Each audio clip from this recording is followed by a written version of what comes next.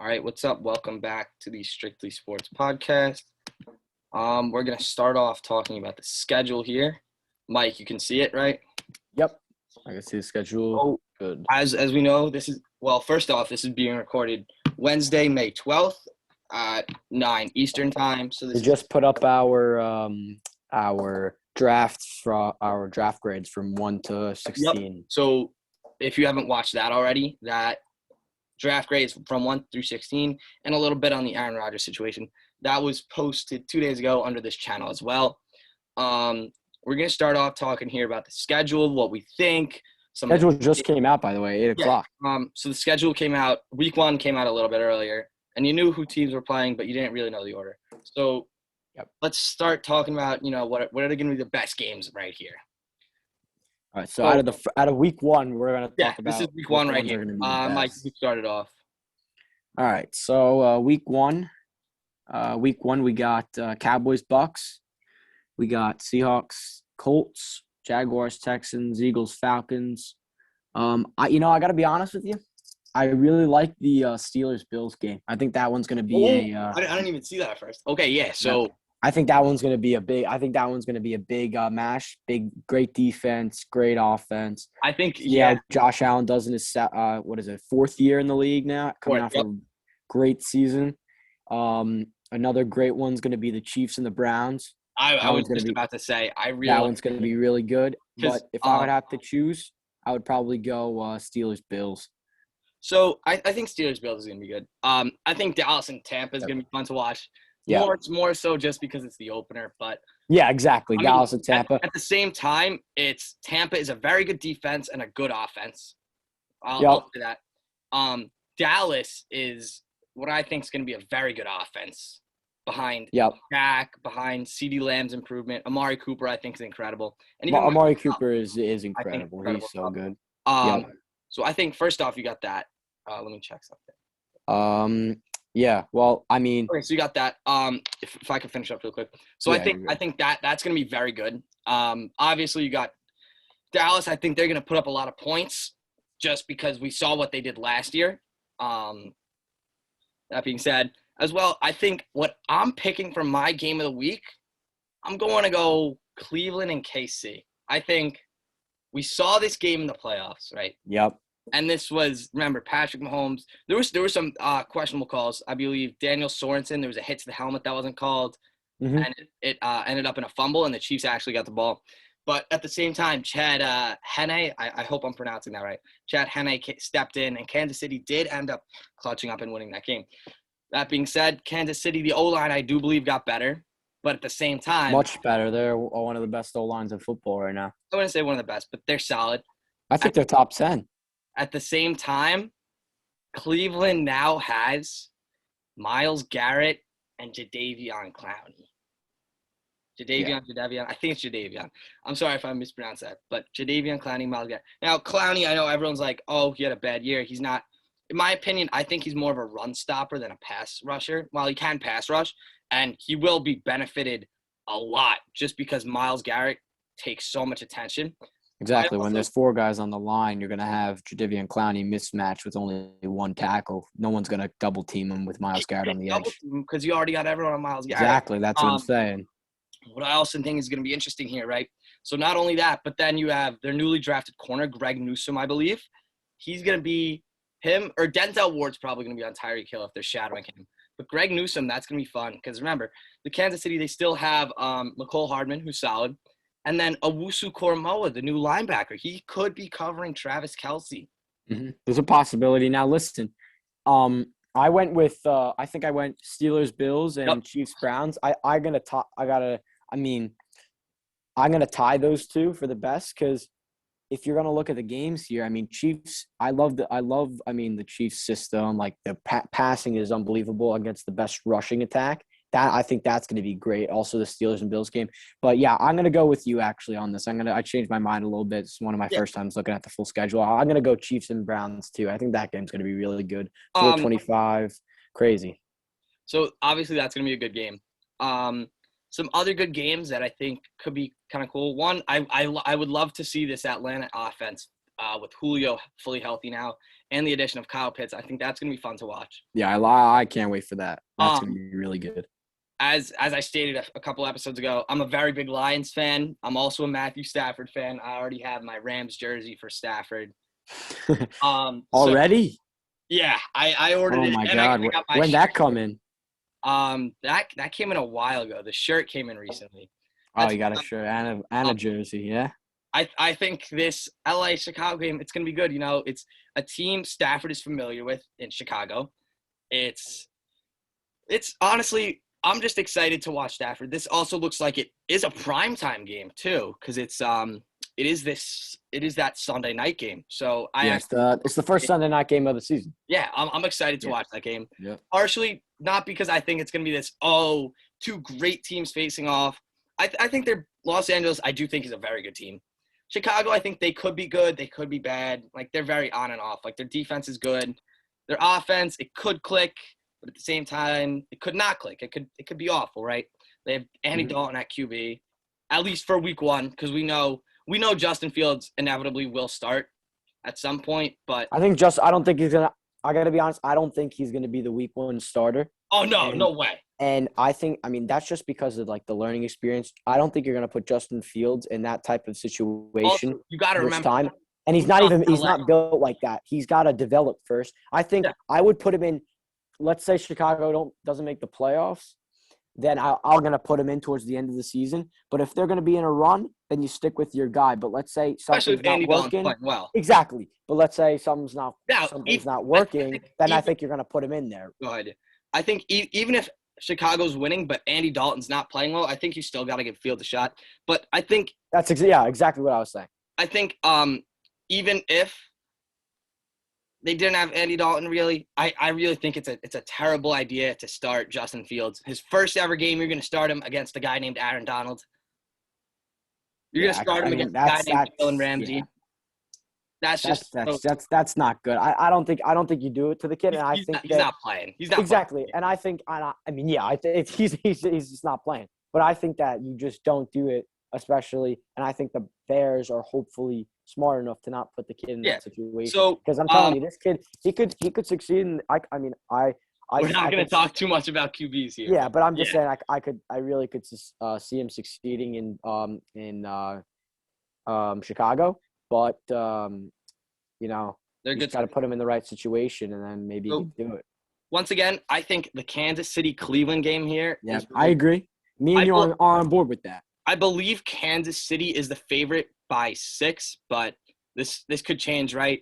So the spread's -6 probably. This is happening September 12th. It's currently May 12th.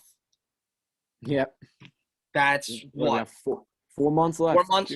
This is in 4 months, right? A lot could change. Yep. But right now, I think Cleveland takes this one out. I think Cleveland wins this game. Yeah, I think that Chiefs go. I mean, Chiefs, they just got to the Super Bowl. They're on the revenge tour now. Patty Mahomes got that old line fixed up. I mean, and I know everybody's obsessed with Cleveland, and I think Cleveland's going to be a good team this year too. I remember a few years ago, everybody's going crazy about how good they're going to be, and I knew it. I was talking to a lot of people, and some people were on board. They're a very good team now. And some people were on board with me, but they weren't the Super Bowl contenders like people were making them out to be. But they've got some great players in the draft. Hold on. They got some great players in the draft. And listen, they got Greg Newsome, who I really like. Muso Cormoa, I think his name is, at Notre Dame. Jeremiah Cormoa. Yep, Jeremiah. And Jadeveon Clowney on the edge. I think this team could go some places, but remember, these Chiefs, they've been in the Super Bowl twice already, AFC Championship once with Patrick Mahomes, and they just know how to get it done. And I think that they're going to get it done on opening day. Is it at Arrowhead? It is at Arrowhead Stadium. Yes. Yeah, so they're going to be home for their home crowd after they lost. They're on Mahomes on the revenge tour, folks. Oh yeah. I'm telling you, that's why I think. And I'm not saying Brown's going to have a bad season, but we're talking about the Kansas City Chiefs here. Yeah, and I'm saying, hey, I think the Browns are probably, I think they're going to be first in their division, respectively, and I think that the Chiefs are going to be first as well. But I think the Browns are probably going to go somewhere around like 12-4. Remember, 17 games. I could see. Right. Oh yeah, totally. Maybe 13-4. So, I another guess game I we wanted to quickly point out. I believe I can. I don't know if I could highlight it. If I could, that'd be cool. But Miami and New England. what That's is it? just nothing crazy game, but I Mhm. feel like that's always a good game. I always like seeing divisional rivals Miami and New Yeah, England I go mean, off I each feel other. like that'll be a good game. Nothing crazy like I think Cleveland KC Mhm. or I really was hoping to see Jacksonville versus like Kansas City or I, the Bucks because I would love to see Trevor Lawrence and Tom Brady or Patrick Mahomes go at it. But that I'm would hoping be we'll see that cool. matchup soon. Um, And I want to see Los Angeles. That game, Washington. Yeah, it's gonna be all right. Nothing special. very quickly as well. New York, Carolina. Sam Darnold faces old team again. That's gonna be. I like that. I like that putting I out don't know if as the that's a first great week. game, but Not a great game, but it's fun to it's see something outside. cool. Yeah, exactly. Similarly to something we'll get into a little bit later. All right, so once again, game of the week as according to me and Mike here, Cleveland KC. Yep. Week 2, we're heading on to Mike. Flip your screen so you see as well. Oh no, you can Yep. see on my screen, right? Yeah. Yep. Okay, cool. We're good. Oh, I think that's a cool game. Starting the week off with New York and Washington. Yep, we got New York, Washington. I think that my Giants going to be a top defense. They were a top defense last year, but they got all the guys back. I love the pass rusher they got in the pass rusher they got in the draft, Azeez Ojulari from Georgia. He was considered one of the top pass rushers in Yeah, that draft, and he hopefully he gets healthy and he could be a baller for us on the defensive side. most definitely. There are a few games I'm looking at this now, so that is definitely a game I wanted to point out. That is a very good game. Yep. I like my favorite game here. I think we're gonna agree on this. Before you go, I'm gonna go Chiefs Ravens out of the gate. I think that's the Chiefs one. Ravens. Am I blind? Or Oh, it's I yep. am. Okay, Oh, so I saw your Rams over there. Rams Colts. I like that. Rams That's gonna be Colts a good game again. too. Like I think I don't see any games here that are just like so bad or boring. I'm not gonna watch them. Like I'm gonna Mhm. watch all these games. I got Red Zone. I'm gonna watch them. Right. There's no games here that are. Yeah. Like, Besides the Chiefs and Ravens, I think that's I gonna be think the is a best very game. good game. That's the Sunday night Yep. game. Um, Monday night too. Wow. Buffalo Miami. I, It's gonna be a good game. LA Indianapolis. I'm just pointing out like kind of like my team's games. The same way Mike pointed out New York this week.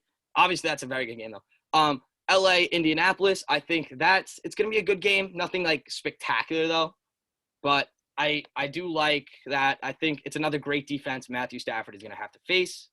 yep. Not gonna say too much just because Kansas City Baltimore is our game of the week as always. Detroit Green Bay. You may say, oh, but Detroit sucks. It doesn't matter. Whenever they play Green Bay, they could be awful. I feel like it's always a tight game. Now, we will see because Detroit's QB is not Matthew Stafford anymore. It is Jared Goff. He doesn't have this, I don't know if I would say hatred, but rival that Green Bay is. Maybe he'll like discover it, but not now. So I don't know if it'll be that great, but that's I gotta definitely. be honest with you. I mean the rivalry's there, but I don't Oh, see no, Green no, Bay no. losing I at think all. Green Bay's going to I win. mean, yeah. But if you remember from the 2019 season, there were the two very good games with the I believe one was a Monday night game or it might have been a Sunday night game, but with the two bad calls. I don't know if you remember that.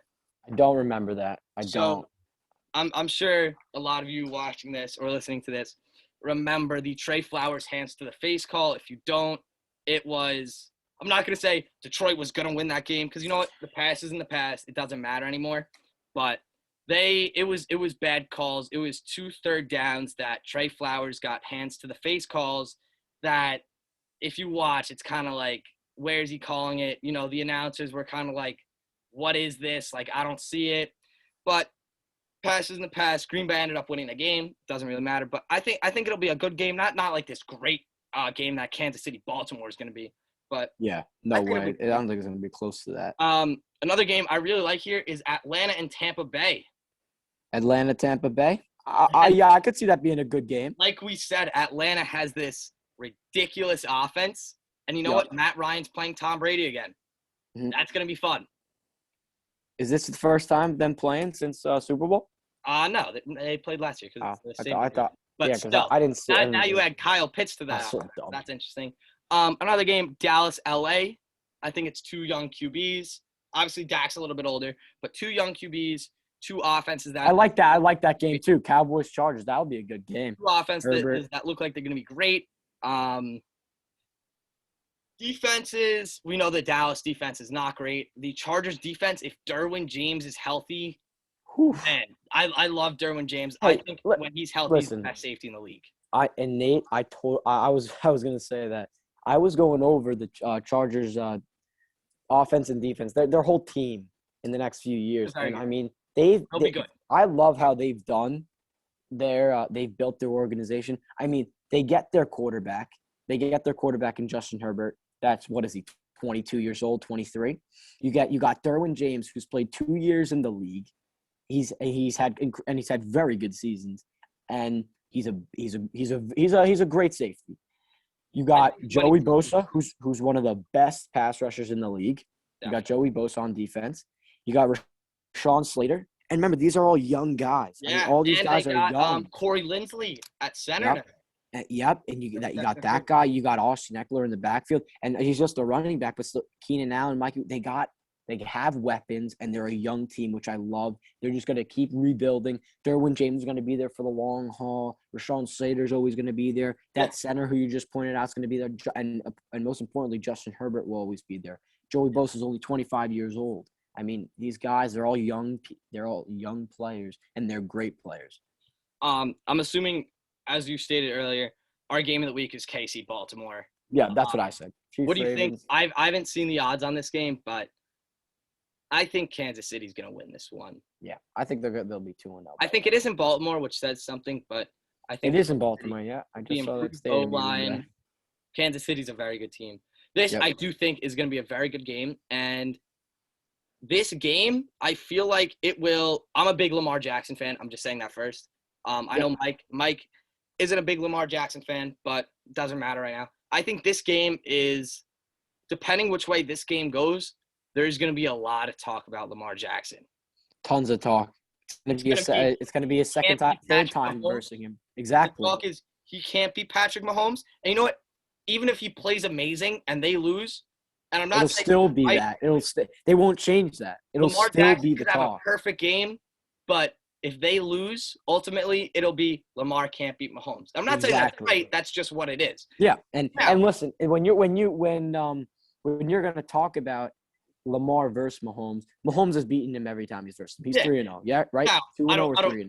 I don't know every single game they played. Yeah, I'm pretty sure he's 2-0, and I think that he'll end up being 3-0 because this is the third time he's going to verse him in the regular season, which and it's going to be he played him last year, and this is going to be his time playing him again this year. Yeah. All right. So that's our game. You're going KC as well. Yep. Let's head on to week 3. Week 3. There we go. I don't like that Thursday game at all. Carolina, Houston. That does not excite me. Yeah. I hate that game. That game looks like it's awful. I mean, obviously things could change. Sam Darnold could be great. Deshaun Watson could be playing, but as of right now, I'm looking at that game. I'm not. I'm just saying, no, I don't like that game. LA KC, that's a good game right there. Would you say LA Kansas City? Yep. Oh. Yep. Niners Packers. I'm looking for my team's games. I know you're probably doing the same as well. I see Detroit Baltimore. It's gonna be fun, but not great. I like Washington Buffalo a lot. Green Bay San Francisco. That's gonna be fun. I like that game. I like that game a lot. Tampa Bay Los Angeles. I think we just said. Yeah, Tampa Bay LA. I think that's gonna be fun. Brady against Colts Titans. Ramsey again. Colts Titans. Yeah. Chiefs, Chargers. I mean, I don't think the Titans are gonna be that good this year, but I still think that's gonna be a good game. Chiefs, Chargers. Yeah, I mean, there's solid games here. There's solid games. Nothing huge. Yeah. I think maybe I'd probably choose right off the bat. I'd probably choose if Aaron Rodgers is still there and the 49ers are fully healthy, I go Packers 49ers, and it's a late night game. Yeah, I like that game. I'm I like LA KC a lot. I know KC has been our game of the week for like 3 weeks now. Yeah. I also like Philly Dallas. I think when there's a rivalry, especially like that, that's always going to be a fun game. Yep. My Giants play the Falcons. That's going to be okay. Falcons, Game. that's going to be good because again, Yep. you could have Julio on Bradbury. Yeah, that'll Or be that. Bradbury Yeah. on Julio. My bad. But I feel like the only reason that game's not going to be great, and most Giants games aren't. They could be good, but at the same time, I'm not a believer in Daniel Jones. Yep. So I don't see that offense clicking a lot. I also don't like that O-line a lot. Now, at the same time, you have Saquon Barkley there, so that's always fun. My game of the week here. This is tough. I like a lot. I'm gonna go Packers Niners. I'm thinking that one. I'm gonna go. I think I'm gonna go Packers Niners. I was thinking about Kansas City, but I can't have them like 3 weeks in a row. It's not even that. That game's not going to be as competitive as this game, especially if Aaron Rodgers is there. And I'm just only saying this because if Aaron Rodgers is there, it's a late night game. Aaron Rodgers is gone. There's a different story. Exactly. I mean, it's like all the things point to this game being the best one because it's late night game. You got two very good teams going at it. They went to the championship game last year, the Packers. If they get Aaron Rodgers back, that'll be huge. And the Niners going to have their full defense back. It's got to be a good game. I like that game a lot especially if they're healthy. I do as well. I want to root for San Fran here, but I think if Aaron Rodgers is there, you almost. I'd probably go Packers. If we're gonna choose, I'm gonna start choosing my winners for each of these games. Not each game, just like the best games, because that'd take forever. I meant like for each of the games that we choose that are going to be the best games of each week. Let's see, what do we have? We got week 4 now. Yeah. We got Jaguars, Bengals, 2 first overall picks going at it. That's fun. I like that one a lot. Your Lions play the Bears. Nothing special there. Again, it's a division game. They're always fun, but it's nothing great. I don't see anything great. Exactly. My Giants play the Saints. That could be a good game. Seahawks, Niners, Steelers, Packers. Oh, Bucks, Patriots. That's going to be oof. That's going to be good. That's the game of the week right there. Yep, that's the game. I don't need to say anything. Yep, I'm putting that right there. That's the game of the week. Pats. Oh, but I also Arizona, LA. No. I still like the Bucks. Brady I still think it's the Brady return game. Yep. That Arizona LA game, because remember, D-Hop and Jalen Ramsey. Oh yeah, that's gonna be great. I think that's the second best game on this thing. And then you got a load of games on here that could be great. Bucks, Patriots, Steelers, Packers, Niners, Seahawks, Cardinals, Rams. You could go on and on. Yeah. There's a lot of really good games. I like a lot of these games. I'm going to go Tampa Bay over New England. That's my game. Yep. No, Tampa Bay and New England, not over. I know. I'm saying like Tampa Bay, I think they're going to beat New England, though. Oh, I see. Yeah, I thought they were going to – I think they're going to beat them too. That game, that atmosphere in Foxborough, wow. That game's going to be one good game. Yeah. You got Brady coming back. Oh, I see my game of the week. Yeah, I see your game, Rams Seahawks. I didn't even see that at first. Wait, let me just find this game. Rams, Bills that's Chiefs. A game as well. Bills. I'm going. Chiefs. I think while Rams Seahawks is a very good game. Yep, that is going to be a great game. I think that is the second best game of the week. I think the whole Jalen and DK thing is awesome. Yep, that is great. You got Russell Wilson and Matthew Stafford. Obviously, Russell Wilson's better. I'm not trying to point a narrative that he's not. Yep. But they're still both very good QBs. Mm-hmm. Russell Wilson's better. They're both very good QBs. Aaron Donald, we'll see. Because remember, Russ was complaining a lot about getting sacked. So we'll see what happens. You got Bills Chiefs. I think I'm gonna go with that one. Bills Chiefs is my game of the week. One of the biggest rivalries in the NFL's also my Giants versus the Cowboys are going to be this game. We're going to have to see it, but we're just choosing this as of right now. We're going to have to see how good the teams are, Yeah, things And could change. that's exactly, things can change. But as of right now, I'm going to go Bills and Chiefs. If this Bills and Chiefs game wasn't here, then I would probably choose my Giants game because I think that game's going to be really good. That is I, going to I be a good game. I agree with you. yeah, I am going to go Bills it's always Chiefs, a good game. Yep, Bills and Chiefs. I think the Bills Mafia pulls out of this one with the W. Bills and Chiefs. All right. So far we've had week 1, Chiefs Browns. I have the Chiefs winning. You have the Browns winning. Chiefs Ravens. I have the Chiefs winning, and we both have the Chiefs Both have winning. Chiefs there. Packers Niners. We both have the Packers winning. Tampa Bay Patriots. We both have Tampa winning. Bills and Chiefs. Bills You Mafia. know, this game, I mean, it's going to be a great game. It's at Arrowhead again. I mean, I'm going to have to go with my Chiefs again. I mean, I have the Chiefs winning 3 straight, and people might not like it, but you know what? That's what It I is at think. Arrowhead. That is true. That's what I think. Now, And I mean, these Chiefs, that's I mean, hey, I'm like a lot of people. If Patrick Mahomes on that team and he's healthy, I'm going to choose the Chiefs almost every time. I'm not the greatest technology person here, so I would like to figure out how to get to week 6 because it's not really shown here. I'm sure I could put it in, right? If I go here. Maybe not. Okay. Shoot, that's not good. Or I'm just looking for this. Mike, you want to talk more about the Chiefs Bills game or Yeah, the yeah. like Seattle? Um, Talk about either. well, I mean, Chiefs and Bills, that's I mean, kind of self-explanatory. They played each other in the AFC Championship game last year. It wasn't really that close of a game, to be honest with you. The Chiefs kind of took over that game, but I mean, I think that with the Bills having the Bills having a whole nother year, another off season to prepare for the next season, I think they're going to come out and they're going to be a hard team. But I'm Yeah. going to choose the Chiefs every time, man. I mean, I think Patrick Mahomes is great. He's the best quarterback in the NFL.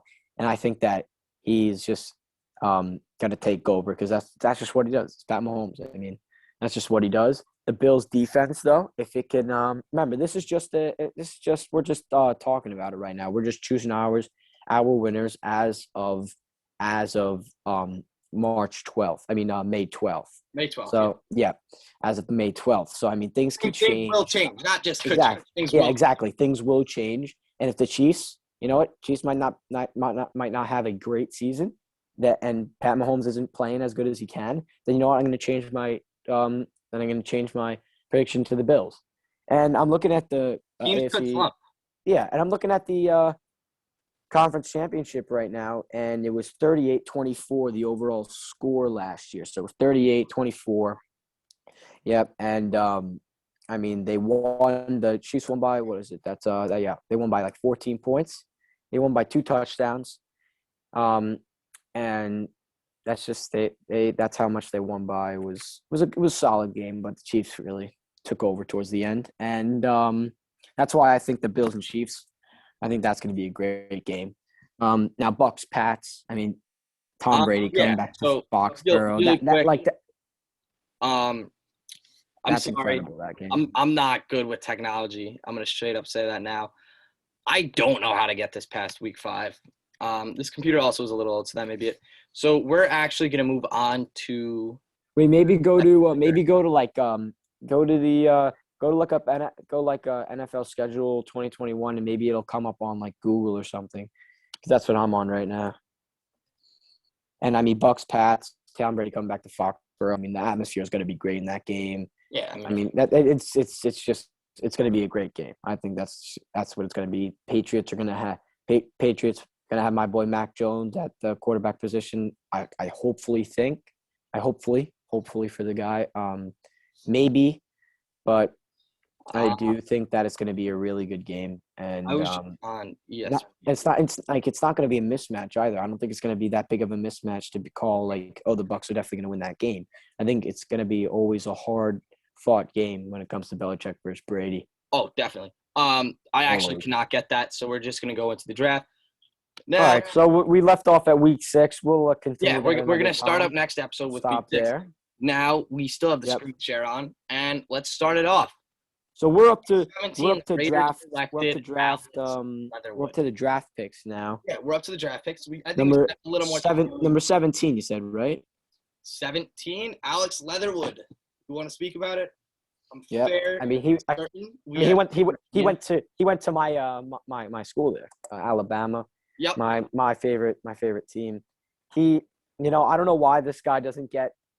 I haven't really read much into his draft profile or the pros and cons of him, but I think that look at his traits. So he's got pass protection, run blocking, awareness, toughness, and I don't know why this guy is so slept on in the draft. I really don't understand it. The guy won the Outland Trophy this year, the best O lineman in the country. Every time I saw him, he played phenomenal in every single big game. I mean, I think he started as a sophomore on the team or a freshman. It was crazy. The guy's almost 6'5", 312 pounds. The guy's a monster. And I don't know why people sometimes don't like this pick. This pick. Yeah. I think he was the third best tackle in this draft. That is very. I mean, that's just he's from Alabama. The guy's got it. I mean, what else do you want from him? He's the guy that I think they should have picked if they wanted a lineman. I mean, to be honest, who else is there? I mean, besides Alex Leatherwood. Darisaw? No, Darisaw's not better than Leatherwood. No way. I mean, I beg to differ. There's a reason why one guy won the Outland Trophy and one guy didn't, right? Darisaw's just his film is better. I think Darisaw's just a better pass protector. I think he's a better run blocker. Well, how come he didn't get the Outland Trophy? Couldn't tell you that. Yep, exactly. Because I think that the guy came from Alabama with the best of the best, playing against the best every day, practicing. The guy knows what he's doing. I don't know why people are sleeping on him. He's third best tackle in this draft. I'm not gonna lie. I do not know too much about the tackles. Obviously, yeah, neither do I. But I know that I've always known about Alex Leatherwood. I just think the problem with this pick isn't that he's a bad player. It's that they could have gotten him in the second round. Maybe you could have. Yep. Now, do you want to take that risk? So where would you grade this pick? Because you're high on him. I'm not one of those guys giving it an A+. I'm not gonna do that. I'm gonna go. I'll probably go B for this pick. I like this. I'm gonna go a C+ just because I think there's a lot of better O linemen available. I'm not sure about that, but Jenkins and Darisaw, but this guy's again, best. I really don't know that much about the later O linemen. Obviously, this isn't late, but this is not Penei Sewell or Sean Slater or Darisaw. He went a little higher than most expected. That being said, let's move on to number 18, Jalen Phillips. Now, if I could talk about this. Yep, this is your boy. I love Jalen Phillips. I think he's incredible. I think he's very good. I think he has a lot of upside. We can see he's tall, he's big. He did fall, or there's concerns because of his injury. I'm not a doctor. I don't know too much about it. But from what I saw, he's very good. He's very good at getting around the edge. He's got a lot of bend. He can get around tackles, and he can get to the QB. I think he's great. I think Miami – well, first off, I would like to say I think Miami had one of the better drafts. I think Waddle and Phillips were both tremendous picks. But with that being said, I'm going to give this pick an A-. What about you? All right, so you got an A- on this guy. You probably watched way more film on him than I did. I got to be honest, I didn't watch a ton of film on this guy. People are saying this guy's really good, and he probably is. I mean, people wouldn't lie, but I think that this guy, he came from Miami. Him and Greg Rousseau were on the same team. Greg Rousseau went to the Bills. He went to the Dolphins. I'd probably go. What'd you give it again? B-, you said? I said A- or an A-. I'll probably just give it a B-. I'll go B- because I think he's probably a really good draft pass rusher. But his injury, it depends how bad his injury is, because I don't know how bad the injury is. If the injury is like a bad injury, then it's worse than a B-, because if it's because they would have to know that, I would think. next up, we're gonna move on to Jamin Davis of Washington. You notice we are going a little bit quicker here than we did in the last video. I'm gonna be honest. Jamin I know Davis out of myself. Kentucky. I know about these guys a lot, but not to the extent that I watched of everyone else. Like everyone else, I pretty much watched all their games from the past 2 years. These guys I watched a lot on, as well as Mike did, but not to the same extent. With that being said, Jamin Davis, oh my. While, yes, I did say linebacker is analytically the least valuable position on a defense, Jamin Davis was my highest graded linebacker in this draft. I think his pass coverage is great. I think he's an all right rusher, but you can find those guys, especially for Washington. If you have a Chase Young, you don't really – obviously it would help if Jamin Davis was this incredible rusher, but I think you'd much rather have this pass coverage guy, which is what Jamin Davis is. That being said, I think this is a home run pick. I'm going to give it an A. All right. So you give this pick an A, right? Yeah. Jamin Davis, I know he's from, Kentucky. Good school for football. He looks like a really good player. I haven't really studied him or watched film on him as much as you. I didn't think he was going to go this high. I thought that Jeremiah Rameau was better. Oh. I think he was better, and I think that Micah Parsons was better. But I still think that this guy's good. He's got good size to him, almost 6'4", 234, big guy. Looks like he can move. What was his 4'7"? 4'7". Yep, looks good. That's really good. And those traits for him for the inside linebacker. Looks like a good pick. Haven't really spent a lot of time discussing this guy. I thought he was probably going to go end of first round, maybe second round, but I'll probably go with a C plus because I don't really know much about him. So I love that pick. We disagree a lot there. Mm-hmm. Now 20. This is your team. I'm sure you want to speak a lot about this.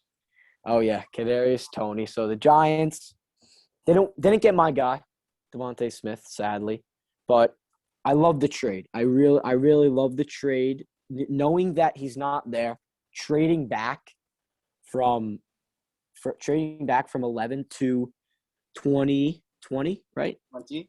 Yep. Trading back. I really like that. You get 2 firsts, a 4th, and a 5th. That's a great trade. I think we won that trade personally. I'm not just being biased. You get 2 firsts. It all ends up what you end up doing with the picks. Exactly. But just now, I think that we won that. Now, when we talk about what we needed, a lot of people think that, the Giants, they should have gone with a tackle or, somebody like that. I think Christian Darrisaw. So, yep. Now they should have gone for maybe they should have gone for that. But what people have to understand is that the Giants have weapons now all around the field. In every single position, we have a weapon that can. In Kenny Golladay, Kenny Golladay is the long ball guy. You throw it up to him, he could get it. Now we got Sterling Shepard, slot wide receiver, can take it to the house. He can catch balls inside, and that's what you need him to do. Darius Slayton is an all-around wide receiver, lining up all the way to the sideline, just going down, doing his routes, catching balls, doing his thing. Now when we talk about Saquon Barkley, he's the running back. He's when healthy, I think he's the best running back in football. Definitely. Now, but the problem is when healthy. Exactly, when healthy. He has to stay healthy. Now, we get Kadarius Toney. Kadarius Toney, in his film, he looked great. He only dropped 3 passes at Florida. That means he's got solid hands, really good hands. He could score from anywhere on the field. He's not a Jalen Waddle type player, but he's a people have referred to him as like a joystick. He's shifty. He could take it to the house from anywhere. And what Giants fans have to understand, and people around the league have to understand, is that what the Giants did was a great need and a great addition to what this offense can be. And now it could be really dangerous if Daniel Jones can get his act together. I'm not a huge Daniel Jones guy, but if he could be solid this year, this offense could go somewhere. So he reminds me a little bit of Brandon Ayuk. Kadarius Toney is the best yak guy in this draft class. He's the best yards after catch. And he actually does have similar physical comparables. Kadarius Toney, he's 5'11 and a half. Brandon Ayuk is 6 foot. Kadarius Toney is 193 pounds. Kadarius Toney's 193. Brandon Ayuk is 205. So, yeah, there's differences, but it's not major. Brandon Ayuk is also a great yak guy, similar to Toney. My one problem with this pick, and I love the trade, I do think they could have stayed and grabbed Slater. I think the value they got in the trade as of now, obviously hindsight's 2020. We'll see who really won the trade in like 3 or 4 years. But As of now, the Giants got a lot of value for that pick. I don't have a problem with the trade. The problem I have is with the pick. And it's not a shot at Kadarius Toney. First off, I don't think he was the best wide receiver available. This is a piping hot take, but I thought Rashad Bateman was the best wide receiver in the draft. Now, yeah, that's a very big take. It's a very hot take. Very hot take. We'll get to that later. Disagree with that any day of the week. People think I'm crazy. A lot of people disagree with that. But what I saw from Bateman was very good route running. He does have some errors, but he is very good at contested catch, especially for his size. I believe he is 6 foot 190. Obviously, we'll see that in a little bit once we get to him. But Bateman, 6 foot 190. He's very good route runner. He's a very good yak guy. Not quite Kadarius Toney in yak, but very good yak guy. He's very good at the contested catch point. And I think he ran a 4.37 and a 4.39, so he's fast. Toney ran a 4.37 as well. So Bateman, I do believe him and Jamar Chase were the best receivers in this draft. Obviously, and this is not because of the player. I'm sorry, I'm going on a bit of a tangent right here. Yeah. This isn't off the player, but I wouldn't take Bateman early only because he was going to be available later. Right? But this isn't. Yeah, you're breaking up a little bit there. Yeah, so I'm gonna say that one more time. I wouldn't take Bateman early only because he was gonna be available a little bit later. So it's kind of like you could have traded back. Whatever. That's not really the point here. I'm on a bit of a tangent. My problem with the pick is, one, if they wanted a wide receiver, they should have grabbed Bateman, in my opinion. Maybe they saw something different. And you know what? We'll see. Hindsight's 2020. We'll see in 3 or 4 years. Exactly. Now, you could be totally right or you could be totally wrong about this Bateman guy. But what you're going to have to understand here is that I think Kadarius Toney, and this was like an unbiased opinion even before the draft. I think he was the 4th or 5th best receiver in the draft. He was the top 5 receiver in the draft. And Toney's great. What people like you have to understand is that we didn't need Bateman. We got what we needed. This was a pick of need. Kadarius Toney, he's the guy that we could put in the slot, put as potentially as even a back. I mean, you could put in the wide receiver, you could put him as a slot, you could put him even in the back, as I just said. And he's an all-around player on the offense that makes this offense even more dangerous. Bateman isn't that type of player. He's a player that stays in the slot. Not really. Goes on the outside. It's just more on the outside. Yeah, exactly. Goes on the outside, not really in the slot, but on the outside, and runs routes, catches ball, regular receiver. But that's not what we needed. We needed, and he can't score like Kadarius Toney can. He just can't do it. It's not part of his game, and that's why having Kadarius Toney is a very big win for, I think, the Giants, especially Daniel Jones, who's going into his third year and potentially maybe even his final year as the number 1 quarterback. We don't know. So, like I was saying before, while yes, I do think a problem was if they elected to take wide receiver, I think they should have taken Bateman. We could disagree on this because I know we're not going to agree on this until about 3 or 4. We could do this a different time. Hey, just like the quarterbacks, let's do the wide receivers different time. That being said, I think the pick here was O-line. I mean, and I know you guys have a lot of young O-linemen, but I think the number 1 priority is you have to protect your QB. Whether it's Daniel Jones or Patrick Mahomes, you have to protect your QB. Also, we said Saquon is the best back when healthy. We agreed on that. The Yep. problem is without an O-line, I don't see him really getting fully healthy. I think he's going to continue to get beat up behind there. But in his injuries, it wasn't really because of his O-line. Yes, but I think he got hit a lot because of that. I also think just like the Joe Burrow situation. I mean, he got hit a lot because of his O-line. Yeah, it's kind of the same thing here. Just with backs. I think Daniel Jones's biggest problem is his pocket presence. Can we agree on that? Nate, I'm with you. I gotta be honest. I'm gonna get. Oh no, get the Giants fans around the league. I mean, I think he's gonna be gone. I like the way he is. He's a great guy, but I mean, I don't think that. QB. Yeah, I don't think that. I'm praying that he can make this. Yeah, no, I got you. Leap, but I don't think he's gonna do it. So I could totally be wrong. My whole thing is Daniel Jones. If you wanted to help him out, you already got Kenny Golladay, right? Yep. You got a receiver who can go up and get him. And I know what you're saying. Tony is a completely different player than that. And yes, I agree. But my thing is Kenny Golladay, if you saw his average depth of target was 18 yards. I don't see that O-line holding up consistently enough to get Kenny Golladay 18 yards out for Daniel Jones to throw. I also think Daniel Jones, his pocket presence is his worst trait. I don't mean to be like rude or anything, but it is awful when he's pocket presence. He's clueless out there. Now, I do think Daniel Jones' arm, it is slightly underrated. I think I wouldn't say he's a very good arm, but he has a solid arm. He's a top 5 quarterback in over 20 passes and over 20 yards. I read that. But the problem is there's no sample there. Like, he doesn't get to do that a lot because the O-line doesn't hold up. I think an O-line. That's a good stat to tell you. Oh, yeah.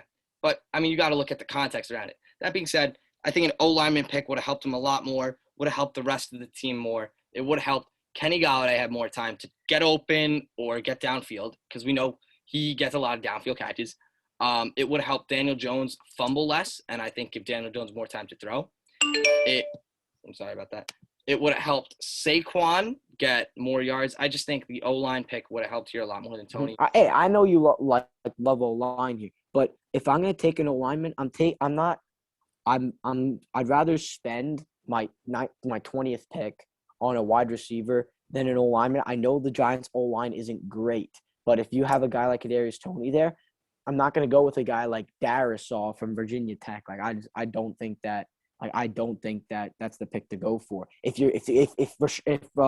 my boy Rashawn Slater was there, then I'm going to go with him, obviously.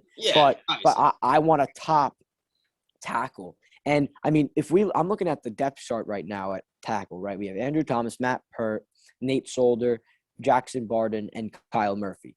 Andrew Thomas is going to have his second year. Remember, he, in the first year, in the first half of his first rookie year, in the first half of his rookie year, he was dealing with a O-line coach. Wasn't the best, got fired because he was changing up his technique, and that's when he wasn't good, Andrew Thomas. He just wasn't good. But they got a new guy in, taught same techniques as he was at Georgia, and look what happened. He was one of the best tackles as a rookie in the class. So he could still make that great improvement, and we don't know how good he's going to become. Matt Peart, he was I think he was a third-round pick. He could turn out to be good from UConn. We don't know yet. Nate Solder, he was our best player. I mean, best O-lineman. He got an injury. Hopefully, come back and do something special. And Jackson Barton, Kyle Murphy, really don't have anything to say about them. They just hopefully we could replace their positions in the future. Yeah. That being said, I'm gonna grade this pick very low. I don't think it was a fail, but about the closest thing you can get to it. I'm gonna give it a D. A D? That bad? Why is it so bad? I think first off, they really did not need wide receiver. I think they did, but that's the thing. They did though. I'm gonna give this pick a B. And it's not just because I'm a Giants fan. It's because I like their offense is now going to be a very like I don't know how to say it, a lot of weapon. There's going to be a lot of weapons on that offense. It's going to be hopefully if Daniel Jones picks it up, it'll be a force to be reckoned with. The Giants offense, they're going to be something special, and hopefully Jason Garrett gets that play call going. I'm going to be here. It's not that bad of a pick. It's really not. I think they have a lot of wide receivers. They have Kenny Galladay. Yep. Sterling Shepard. Okay. Darius Slayton. Okay, that's 3 wide receivers. And they had John Ross. No, and that's another great addition to the team. I'm not saying these are all weapons. Player, but you did not need one of those guys is not a wide receiver 5. Yes, but listen, John Ross just signed. Didn't they signed him in free agency? What they're trying to do is they're trying to put weapons around him for him to succeed. That's what they're trying to do here. And I like the way they're doing it. This offense could be very, very good with all these weapons on the team. And getting Kadarius Toney as a weapon, Kadarius Toney is a better wide receiver than I think Christian Darrisaw is tackle. I think there's a reason why Kadarius Toney is the best. About that, but I think you needed to go tackle here. I don't think so. We just drafted our tackles last year. What's the point of drafting another one? It never hurts to have too much O-line. Yeah, but not spend it like this. We spent our first round pick on Andrew Thomas, our second round pick on Xavier McKinney. Can't go wrong with that pick. And our third what? Xavier McKinney is a great exactly. That's a steal. He's gonna be. I think that guy's gonna be really good. But and then spend our third round pick on Matt Pert and not give him a chance. You're not just gonna draft Christian Darrisaw. It's not gonna. You're just not gonna do that. I think you needed it because the O-line was not good last year.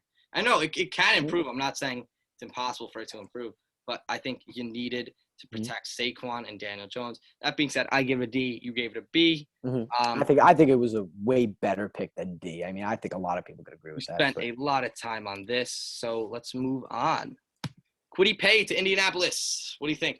Kwity Paye. So I mean, Indianapolis, their offense is going to be good next year. Great, best O-line in football. One of the best. I would say Browns O-line is better. Yeah, I meant one of the best. One of the best for sure. Their defense is really good. Now they got the pass rusher in Kwity Paye. I really like the pick, I mean, he's a little small for a defensive end. I mean, 6'2" only. Is that what it says? 6'2", 261. All right, that's not that small. But this guy he was a very, very good player at Michigan, and I mean, I don't know what's wrong though. Like, what's going on with Michigan? I mean, their program hasn't been producing a lot of good players recently. I mean. Yeah, I mean, hey, it's been tricky, but we'll see what happens. I like the pick. I think it was all right. I think they maybe should have gone for a wide receiver here. They maybe should have gone for a Rashad Bateman, as you said. Exactly. That's why I'll probably give this a B-, not C+. C+. I think Kwity Paye. He was my second ranked edge rusher. I think he's shown a lot of talent. He had 4 sacks last year, I believe. 1. I don't know. I thought it was 4. I don't know why. Oh, that could be. I don't know. Whatever. I thought he was very good. I think Jalen Phillips is better or has more potential, I would say. But Kwity Paye is very good. I also think that D-line was lacking a little bit. Really, all it was DeForest Buckner. But then you add on Kwity Paye. I think gets scary. And with this Colts defense, I think this is a very good defense. It is a very good defense. But I just think that you got to give your guy Carson Wentz another weapon to deal with, just like we did with the Giants with Daniel Jones. You got to give him another weapon, make him prove himself to be the quarterback that he came into the league to be. And I think that's what you should have gone with. I don't know. So what do you grade? I said C+. I'm gonna go a B. So we're kind of close there, but yeah. A little bit, yeah. To move on here, Caleb Farley to Tennessee. I love this pick. Caleb Farley to the Tennessee Titans. So as a lot of people know, we saw the Giants signed Adoree Jackson, so they were probably going to get him in the draft. And they were probably going to go for a corner once they traded. Now Caleb Farley, he has some issues, right? Back issues, I think, right? Yeah, he had closed door back surgery. So he had a back surgery. Okay. The problem with Farley is he had a back surgery and he didn't tell teams about it. He was trying to hide it. Which Yep. now, if you're saying, oh, and then they came out and said, oh, well, yeah, his back's fine. The problem is, yeah, it could be fine, but it's the fact that You why didn't tell any teams why didn't you exactly. tell teams? Now, but this is the tricky thing about grading a pick like this, because you could either grade it on him being healthy or him not healthy. Him being healthy, it's an A to B plus pick. Now, him being not healthy, it's a C plus to a B minus pick. You know, it's a change of mindset here. Yeah, Caleb Farley, I think he's the most athletic corner in the draft. I know you're a big fan of Yeah, Surtain, I but think he's the second best corner in the draft. I think it's Surtain, second, him, and then him healthy is the second best corner in the draft. yes, Him, him healthy, which is so why he's my Surtain, him, corner. Surtain, Farley, and Horn. Yeah, obviously that's if he was healthy. Obviously, Yep. Horn is the second best corner now because of the whole questions about him. Farley is his technique is, I don't want to say awful, but it's not where it should be. Mm-hmm. He relies very heavily on his athleticism, which in college it bailed him out a lot. I don't know if it will in the NFL. Yep. That's what scares me a lot about this pick. His coverage is pretty good, though, is it? What? His coverage? Is he a good cover? Yeah, but Yeah, coverage he's very good in skills. coverage because of his athleticism, not because of his technique. Where Patrick Surtain is very good because of his technique. Now, that can be taught, that can be taught, the technique and all that sort of stuff. But Caleb Farley's on the Tennessee Titans. Who was a corner on the Tennessee Titans? Yeah. I don't know. He doesn't really have a mentor, and that's why I don't think this pick works out. I give it a B minus, C plus. I gave it a B minus too. But let's not just go off. Let's go off the pick alone. Like, you can't just say, like, I mean, a defensive end like Kwity Paye, like, let's say that nobody else is on the defensive side. Oh, how is it going to who's going to be his mentor? You can't really go like that. It's going to go off the player alone. He's the guy that's going to If you want to go off the play, I'm saying, like, because there's always going to be veterans in the room. There's always going to be veterans in the room for him to go to and talk to. So we really can't go off of that. If we don't go off of that, then maybe your pick changes. My pick still doesn't change. Then it would be higher. It would definitely be higher. Yep. But I'm just saying I don't think he'll pan out, partly because of the back surgery. I don't see why they would lie about it if it was fine. Exactly. I also, again, the whole mentor thing, I think he can be a great player, but without a guy, a mentor, or a very good corner in front of him to learn from, I just don't see it happening. But, I mean, guys there's not really that many. Jalen Ramsey went into the Jaguars, didn't have any great mentor, like it's Jalen Ramsey's different. Exactly, but he didn't have a great mentor. His technique was also very good. His technique was also already very good. Patrick Surtain's not going to have a guy when he goes to the Broncos. Yeah, but Patrick Surtain, that's not really. Bryce Callahan. No. Callahan's a great. No, that takes kind of. I don't like that take at all because a lot of guys don't have mentors. Yes, but corners. My problem with Caleb Farley is that Patrick Surtain does not need a mentor because his technique is there. Caleb Farley's technique is not there. That's why I think he needs a mentor to help teach him this better technique. He will get lost, but then he's very fast, and he could just make up for it in speed with top end speed. And obviously, I don't know. He's just a very good. I don't know why I said I don't know, but he's a very good athlete, and he relied on that a little too much for me. With that being said, I'd still go B minus, but I'm going B, but you said you were going B minus. I'm gonna go B, but it very well could be a lot lower. Okay, now, I go B minus. Here we go. Next pick. 3. Oh my, do I love this pick? And it hurts me to say this as they are a division rival, but I think the Vikings had a home run here. They saw Slater was taken at 13, and they had pick 14. I believe they wanted Justin Fields as well. They were going to take Fields at 14. He was gone. So they said, you know what? I don't think so. If they wanted Fields that much, they would have traded up for him, I think. I know. They wanted Fields, but only if he fell to them. If he fell to them, they were going to take him no matter what. That was the report. But they traded down 9 picks and still ended up with the guy they wanted there. Again, I think Christian Darrisaw is a great tackle. I think the Vikings lost Riley Reif, and they made up for it here. I think this helps Dalvin a lot. This helps Kirk Cousins a lot. And this pick, first of all, I like the trade a lot. And then I like the pick a lot too. It's great value for what they got. And for that reason, I'm going an A. Yep. I mean, Christian Darrisaw, I another player I didn't watch a ton of film on. But I think that I mean, the videos that I have saw about him, that he's supposed to be really good. I think that this pick was, I think they probably should have gone defense here. Their defense wasn't that good. I mean, they also had Daniil Hunter and Anthony Barr were hurt, and they Yeah, signed but Calvin Tomlinson. yes, but first of all, Dalvin Tomlinson isn't that good of a player. He's just not. And He was good for Daniil the Hunt, Giants.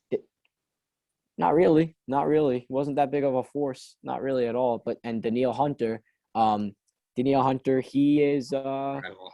Daniil Hunter, he's good. Daniil Hunter, if the one I'm thinking about is yep, he is. Yes, he is very good. Who was the other guy that was hurt?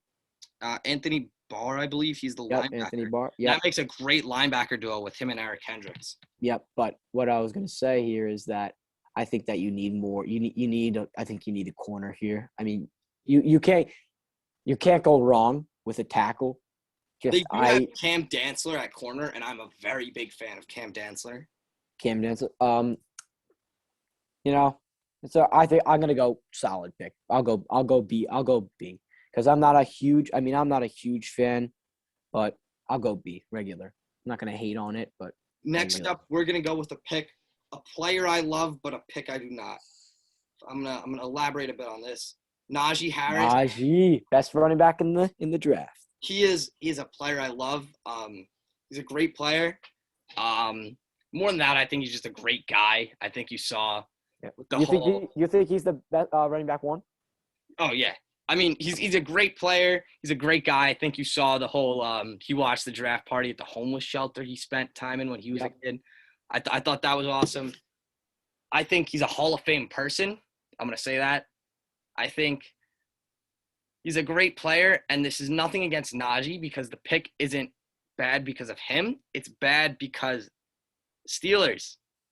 I don't think it matters how good of a running back you are unless your name is like Barry Sanders or Jim Brown if your O-line is bad. Mm-hmm. I think we saw that this year or not even this year, but the past 2 or 3 years with Saquon Barkley. He's a great running back, but he doesn't really have an O-line in front of him.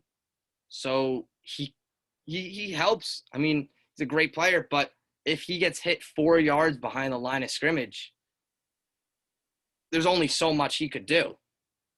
I'm confused. What do you mean? He's been doing fine. All the injuries haven't been because of him, because of the O-line. I mean, he's been playing great. This is the Steelers O-line is. He got 2,000 all-purpose yards behind that battle offensive line in his rookie season. Saquon is great. I'm not denying that, but I think this year I believe he averaged 2 yards per carry. I know he only played like 1.5 games, so it is a small size, but he averaged like 2 yards per carry behind an atrocious O-line. I don't think the Steelers O-line is that bad, but I think they should. Remember, they had the worst rushing attack. Their O-line was not good. They lost Alejandro Villanueva. I hope I'm pronouncing that correctly. I hope I'm not butchering that.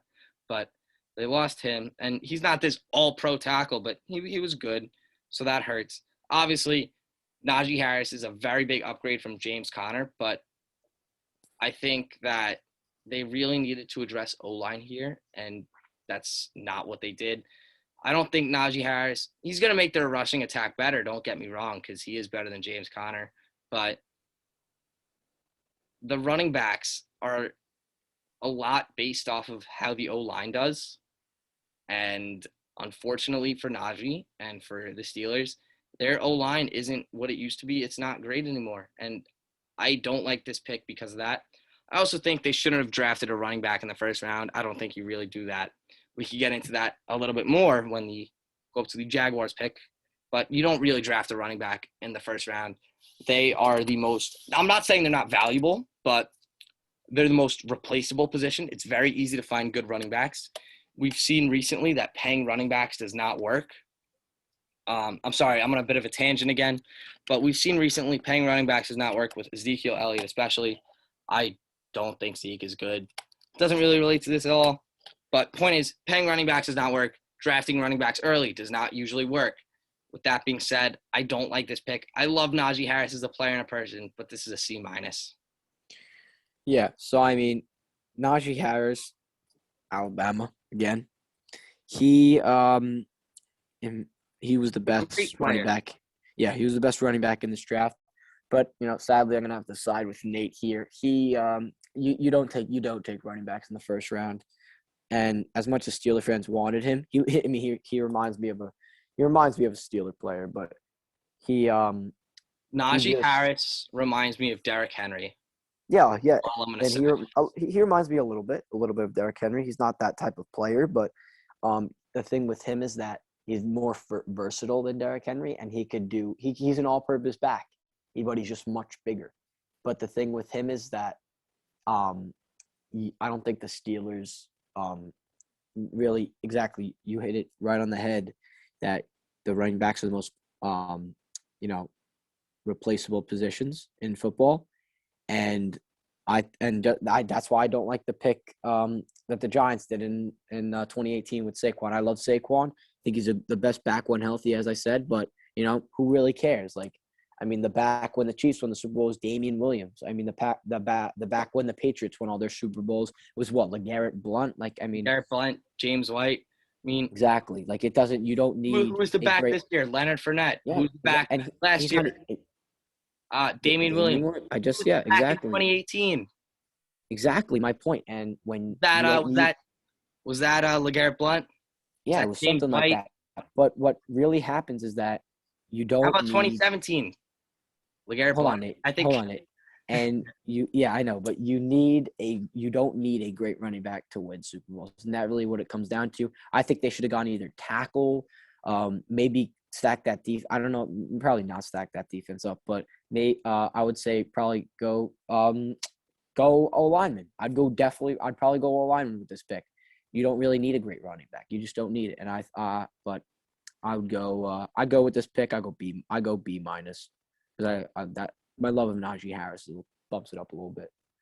Yeah, I love Najee too. It was dumb to draft a running back there. What was your grade? What did I say? C minus, C. Yep, I put B minus. Next up, we got Travis Etienne, and oh man, this is an F. That's a fail. Yeah, yep. This I don't know what they were thinking here. Do I have to say a lot about this? Come on. The Jaguars' best player last year was James Robinson. He was a running back. What are you doing? And the Jaguars took. I don't understand what they were doing. What are you doing drafting Travis Etienne when you could have nothing against Travis Etienne. Line. You could have done something on defense. I love Najee. I love Travis Etienne, but you don't need him. You have James Robinson. There's no point in taking. Not only did they have J-Rob, they had a very solid backup in Carlos Hyde. Yep, but exactly. Pretty much the number one rule in the NFL draft is do not draft a running back in the first round. The Jaguars were the worst team in football last year. Their best position was a running back, and they drafted a running back in the first round. I don't see why they did it. And I know I'm saying a lot, but again, there it is. I just don't understand why they would do this. There's no, I don't comprehend it. There's no point in drafting Travis Etienne when you had one of the best running backs in James Robinson as a rookie in the league. You don't need to take a running back. You could have taken an offensive lineman. You could have taken another wide receiver, Rashad Bateman. You could have taken Rashad Bateman with this pick to make Trevor Lawrence have another weapon on offense. If all 7 Jaguars fans out here, realistically, all the Jaguars fans out there, they can tell you that their O-line or their interior O-line wasn't great. It wasn't like it was the Browns or the Colts, but their interior O-line was fine. Their tackles were bad. They were to take Tevin Jenkins here, J-Rob would have a ridiculous season again. Mm-hmm. What is Travis Etienne here going to do? Well, what's your pick? What's your you got an F on this? Wow. I think this is my lowest grade. I got a D. I don't like giving very low grades, but this has to be a D. Has to be. Now, with that being said, my bad. With that being said, I'm going to move on to a pick that I love at 26, where the Browns took Greg Yep. Newsome. You really like this corner. I didn't watch, obviously, another player. I really had to do my homework, but I didn't, sadly. Another player that I didn't watch a lot of film on, Greg Newsome, but I watched some games, some film, not that much. I heard that he was great, and I think that this was a home run. That's why I think that this Browns team had back to when we were going over the teams. Yeah, they're a Super Bowl contender. That's why I think that now they're a Super Bowl contender. Not back then when people were like, "Oh yeah, the Browns are going to go to the Super Bowl this year." Back in 2019 when they got Odell and whoever else they got. I don't know why people were going crazy, because sometimes people do that, but guess what? They didn't, and I was the one that said they weren't going to. A lot of people agree with me on that. A lot of people disagree with me on that. But there was a point where they didn't have the pieces, the leadership on the team. Now they have the leadership. Baker Mayfield's going into his he's going into his third year. Fourth year. He's going into his fourth year. Yeah. He's he could take that extra leap. He's been getting better every year. Greg Newsome is just another addition to this defense that I think has the potential to be the best defense in the NFL. This defense is going. Whoa. I don't know if I'd say the best, but I do agree. Who's going to be better than them? The Rams, the Niners. No. Niners? No, Nate. Steelers. You have Jadeveon Clowney. Look, I don't know who their defensive tackles are. You have Myles Garrett. Now Newsome, Usu Kormoa. Who's that safety or corner that they got in the draft? They don't have safeties, but they do have Denzel Ward and Greedy Williams. Denzel Ward. I mean, man, like these guys. Oh wait, no, they did sign John Johnson, the safety. Yeah, that's another guy. I mean, these guys are this defense has the potential to be. This defense was a top defense last year. I think they have the potential. I think they will be the number one defense in the NFL this coming year. I think they'll be good. Don't get me wrong. And I think the Niners will be great too. I have the Niners second, but this Browns team, they have, especially with the addition of Jadeveon Clowney, what people have to understand is that you have Myles Garrett. He's an animal. He's one of the top pass rushers in the league. He's probably top 3. Wouldn't you agree with me on that? Top 3, top 5? Top 5, definitely. Yep. He's going to get doubled. Jadeveon Clowney on a one-on-one with a tackle, that's a mismatch every time. Greg Newsome locking up Usu Kormoa in the back, who I love. I mean, what else do you want in a defense? This is a great defense that's going to hopefully soon to become. But remember, this depends on how good the picks are, not just my take. Yeah. Like who are the players? I hit a lot of it. I meant. I think you're slightly overrating Jadeveon Clowney. I think he's great, but I don't think this. On a one-on-one, Nate, the guy's almost 6'5". He's still 29 years old. He's got some room to grow a little bit more. I think not really grow a little bit more. Than he's just a pass rusher, but Nate, he can get to the passer. He can. Don't get me wrong. I was Nate, and you won't find a player that underrates Jadeveon Clowney as much as me. I don't think that he's that good at all either. But him on a 1v1 instead of him in Seattle when he was getting double teamed all the time. Yeah, I'll give you This guy could easily get past them. And he was the first overall pick for a reason. I don't think he was obviously the best player in that class, but he doesn't have, and I don't know why he said I said he had room to grow. He doesn't, but he has the potential to be a 10 to 15 sacks this year. Not 15. I'd say 10 to 12 is his max. I say, all right, 10 to 12, whatever. I do think this Browns defense will be very good. Don't get me wrong. I love this Gregory Newsome pick. I love this pick too. My problem with the Browns defense is Denzel Ward is very injury prone. Okay. Greedy Williams is very injury prone. Who? Greedy Williams, the other corner. Okay, but this guy's going to take his spot, Greg Newsome. Yeah. As their corner 3. Newsome, I believe, has struggled with injuries. I could be wrong. Owusu Koromoa, I believe he fell because of heart issues. I think he was all cleared, but I think that's the reason he fell. I could be making this up in my head. I really don't know, but I'm almost positive that's why he fell. So yes, while I believe a fully healthy Browns defense, I think is the best defense in the NFL. So that's what we're basing this on. Everybody being healthy. I still think they're not the best. I think the Rams, if you have Aaron Donald and Jalen Ramsey on that I defense. still don't. That's all they have. I don't. There's no other top players on that team. They don't have as many top players as they do on the Browns. They just don't. I'm not. The Niners, if you have. Oh, the Niners is a different story. The Niners, I think, is a great defense, especially fully healthy. But the Browns are a team that has a weapon at almost every position you look, especially with the addition of Greg Newsome and Owusu Komo. But my other problem with the Browns defense, and I know you said, well, if they're all healthy, I can't really trust everyone on this team to be healthy. Neither I can with the Rams. I mean, really, I can't with the Rams either. Aaron Donald and Jalen Ramsey were never really hurt, though. And that's, I mean. Yeah, but, I mean, two players don't make up a defense. Oh, no, I completely agree with you. The problem is Aaron Donald is the best defensive player in football. Yes, he is. And, I never said he wasn't. Aaron Donald is arguably the best player in football. I wouldn't go that far, but he's up there. He's probably top 5. Some type of ranking. I think Aaron Donald is the best player in football. He's just the most dominant. I disagree with that, but we could do that for another time. Yeah, I think Jalen Ramsey is the best corner.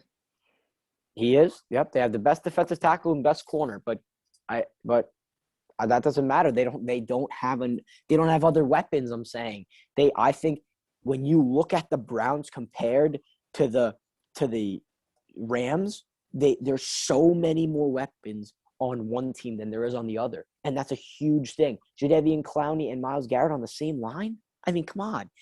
Greg Newsome, Usa Cormoa, I always forget Denzel Ward. This is a top defense. This is a top defense. And the Rams, they had a good defense last year. I'm not saying they didn't, but they don't have the weapons that I think that the Browns have, and especially if they come together. The Rams also have, I'm looking at their depth chart right now. This looks like it's a little outdated. This looks like it's from last year. They do have Jordan Fuller, the safety, who was very good last year. Yep. He's a strong safety. They have Troy Hill, the other corner. He's solid. Their linebackers are weak. I'm not going to lie. Their linebackers are weak. And I remember you were talking about linebackers the most analytically least valuable. Yep, least valuable. But that's analytics. Analytics isn't everything. I'm not a huge analytics guy. But when you look at great defenses, that defense from 2013, that Legion of Boom, they had Bobby Wagner, the best linebacker in football. Okay, that defense was really about Richard Sherman, Cam Chancellor, and Earl Thomas. Yes, but Bobby Wagner was a huge part of that. Bobby Wagner is a great linebacker. He's the best linebacker in football. An inside linebacker is the most, you could say, least valuable. It's the most valuable in terms of getting people. He's the captain of the defense for a reason. He gets people in their position. I very disagree with that statement. He's the captain. He gets people where they need to be. He calls the plays according to what the offensive scheme is. That's why the inside linebacker, in my opinion, is probably the most important position on defense. When you need if you have one like a Roquan Smith or a Bobby Wagner, those are the guys that could take that defense and put them to the next level with their decision making, their play calls. So bad this year. Why their defense was bad? Why was the Seattle defense so bad? Who else did they have other than Bobby Wagner? He can't deal with nothing here. Jamal Adams was hurt half the year. Griffin, the one with 2 arms. I don't mean to be like discriminatory, but the corner. I forget the name. Shaquem, I think, is the corner. He's not some great corner. He's not no Jalen Ramsey or Stephon Gilmore we're talking about. He's one corner. If the linebacker, not great. No, obviously, I'm not saying the linebacker. I'm not. Exactly, but you're just naming off defensive players. He's not a special defensive player. I mean, he's just not. If all the Rams really had last year was Donald and Ramsey, why were they the number 1 ranked defense? I don't see anybody putting them number 1. I saw the Bucs won. I think the Bucs were the number 1 defense. That's why they won the Super Bowl. Statistically, the Rams were the number 1, I believe, in yards allowed. and points, but I'm not entirely sure. Okay, but that's just on 2 analytics statistics. There's multiple others I could probably find that have the Bucks number 1. That's just my opinion. This is a little bit of a rant here, but back to Greg Newsome. I think he's a great player. Hey, Mike, what about you?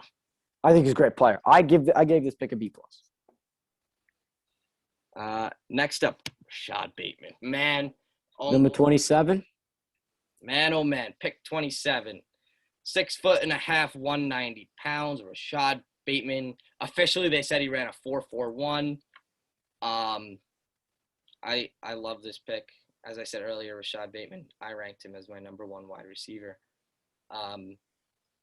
Bateman's he's incredible. When I watch his film, there's nothing that stands out to me he does particularly wrong. I also think this pick works out for a lot of reasons. The Ravens needed a wide receiver. Who was their number 1 wide receiver last year? Hollywood Brown, Willie Snead. Yep. Hey, Nate, I'm with you too. I like the pick. I think Rashad Bateman's incredible, and I think he's a really good player. Along with my hyping hot take that he's the best wide receiver in the draft, I will say. I wouldn't go that far, but he's. I know. I think he's top. No one's going that far. It would be, but I will say, I think he has a season similar to Justin Jefferson last year, and I don't know if he will win the Offensive Rookie of the Year. I don't know about that. Doesn't have a quarterback that can throw, but Lamar led the league in touchdowns in 2019, in throwing touchdowns, in passing touchdowns. That's not that big of a stat, passing touchdowns. Lamar is one of 2 QBs ever to have 2 perfect passer rating games in a year. 2 perfect passer rating games in a year because he doesn't throw the ball that much. That's exactly why. Then how do you have a 158.3? 158.3 passer rating. He had a 150. Because he doesn't throw the ball. You could have Nate. You could get 19. You could throw the ball 8 times, 8 completions, easy 150. I don't know what you're talking about. That's an easy stat. 2019. I'm pulling up which games exactly they were because I'm almost positive I know which one it is. But let's see how many attempts he threw for. 2019. And I also I'm seeing a quarterback last year that was 22nd in passing yards, 32nd in passing yards per game, 27th in completion percentage, 24th in on target throw percentage. I mean, this looks like a good quarterback to you? Not to me. Not to me by any standards. He had a bit of a down year last year. I'm not gonna lie, but he can't throw the ball. He's a running quarterback. He's not a running quarterback. He's a mobile QB. He's a run first quarterback. That's exactly what he is. And I like Lamar. I like his personality. I just don't like the way I'm not a big fan of the way he plays. And that's why people like the Titans, when they verse him in the playoffs, they know how to defend it. And once you know how to defend, it's not that hard to beat. I mean, look at all this stat. 22nd in passing yards, 32nd in passing yards per game. This is awful. I'm looking at his full game log. 27th in completion percentage. 27th in completion percentage. This is 2020 you're looking at? 12th in total touchdown. Yep, to this past year. Trying to – okay, game logs. Here we go. I'm just on Pro Football Reference. But yep. What did I accidentally click? I'm sorry. I was not paying attention to my screen. Trying to open up game logs here. Because Lamar Jackson led the league in touchdowns. Nate, that's not Nate. In passing touchdowns. How is he a bad passer then? Nate, just because LaMarcus Aldridge, I think, led the league in passing touchdowns one year. What year?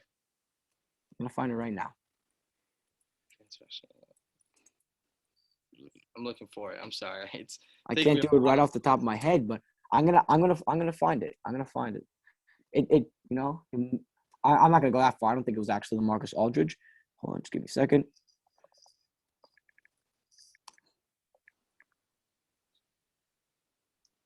Here we go. Perfect. No, I don't want the fantasy football game. Yeah, Nate. 2000, Dante Culpepper led the league in passing touchdowns. So that's not that big of a deal. It's just not. And I know you take a look at all these quarterbacks that are great, that have led the league in passing touchdowns, but I just brought up a guy, Dante Culpepper. I mean, he led the league. So it's not that big of it's not, to me, it's not a huge deal when you say a guy like Lamar Jackson did it. It's really not. And there's definitely a way. Mahomes was hurt. Mahomes was hurt that year. Let's take a look. This was 2019. 2019. Probably a lot of the top quarterbacks were hurt.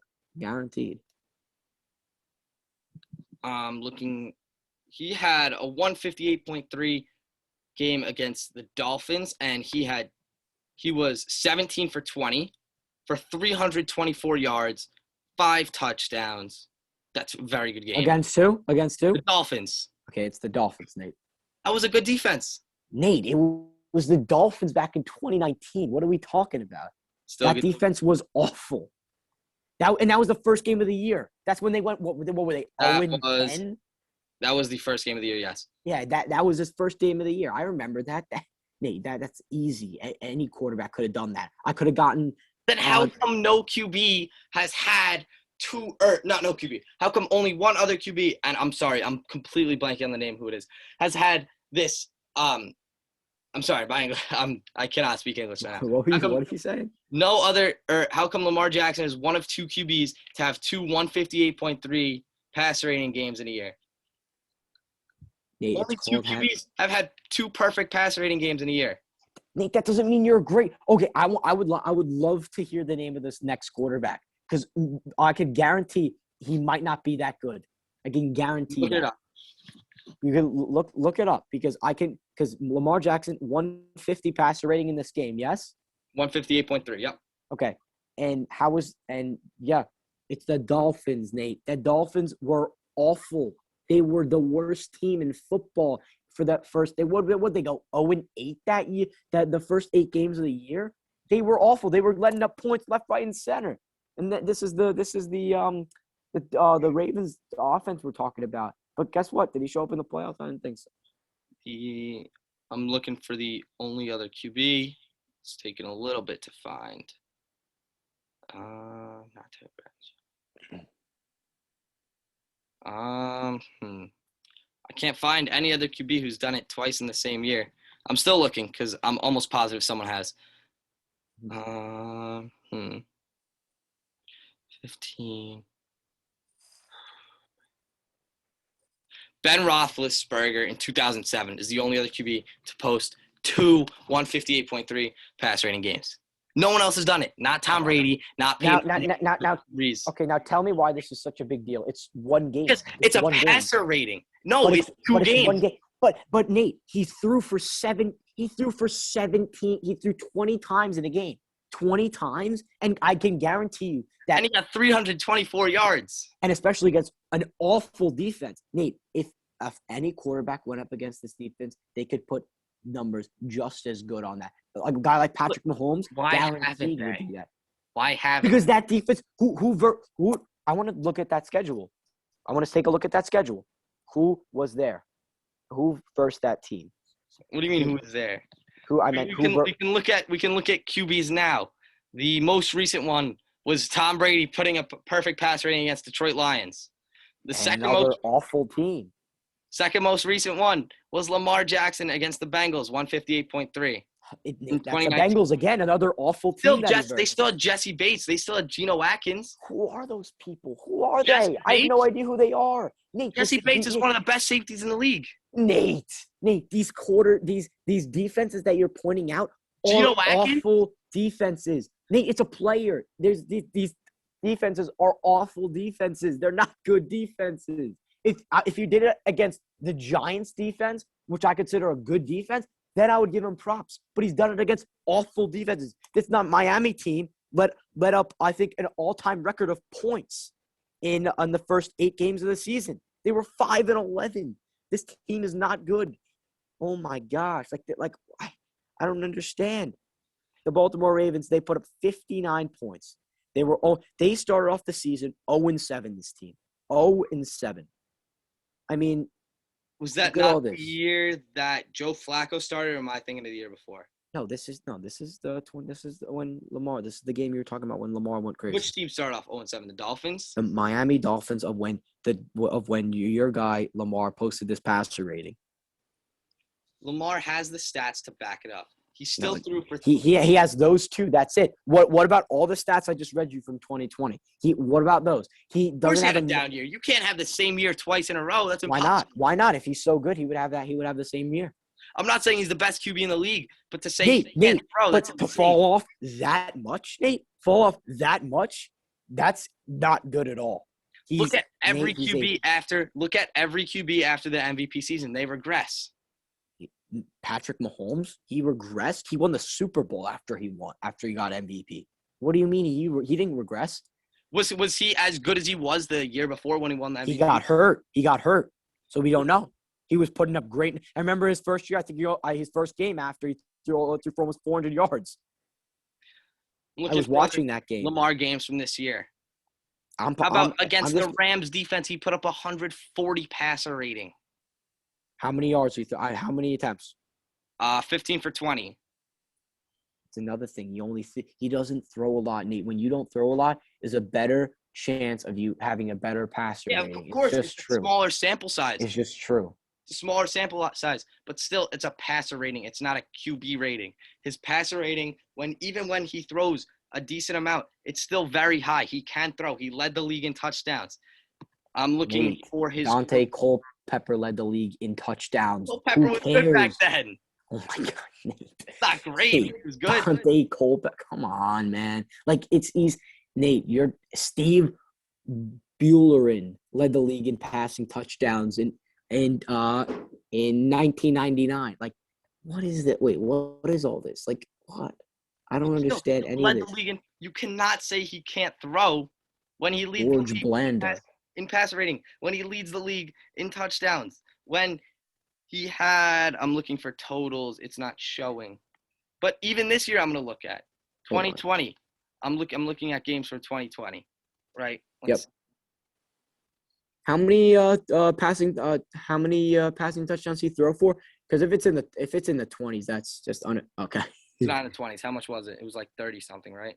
No, it was 22. No, 36. 36. So yeah, that's a good number. Let's see. Against the Giants this year, he had a 111 passer rating. Okay. Against the Browns this year, who are a good defense. Not as good as they are now, but still he had a 115 passer rating. Okay. Against the football team, he had a 107. Against the Browns in week 1, he had a 152 passer rating. Okay. How many attempts did he throw for in these games? How many attempts? 20 for 25 against the Browns week 1. Which one? 20 for 20, 25 attempts, 20 completions. Mm-hmm. Against the Giants, 26 attempts. What week was this for the Giants? Week 16. Okay, week 16, our last game. Okay, I don't think we had a lot of our starters in. I didn't think we had a lot of the starters in, but okay. The other Browns game, 17 attempts. That was when he was out of the playoffs. What'd you say? The Browns game? The other Browns game, 17 attempts. But remember, that was that's not a lot of attempts. You bring up that was the game he went out in the third quarter. Quarter. Yep. That was the game he went out part of it. Mm-hmm. And my point is, he doesn't throw. If he threw for 30 times, really, then I would do that. He threw for 34 attempts against the Patriots and still put up a 98.8 passer rating. Nate, ready? I'll look up Carson Wentz. I'll look up Carson Wentz, and I'll find. I'm gonna look up Carson Wentz, and I'm gonna take a look at his passer rating from this year's games. Here we go. Where is it?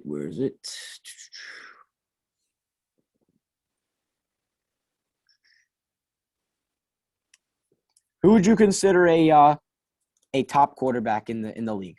Russell Wilson? Russell Wilson, sure. Okay. Just getting it right here. All right. By game stats, by performance. Here we go. Okay. Yep.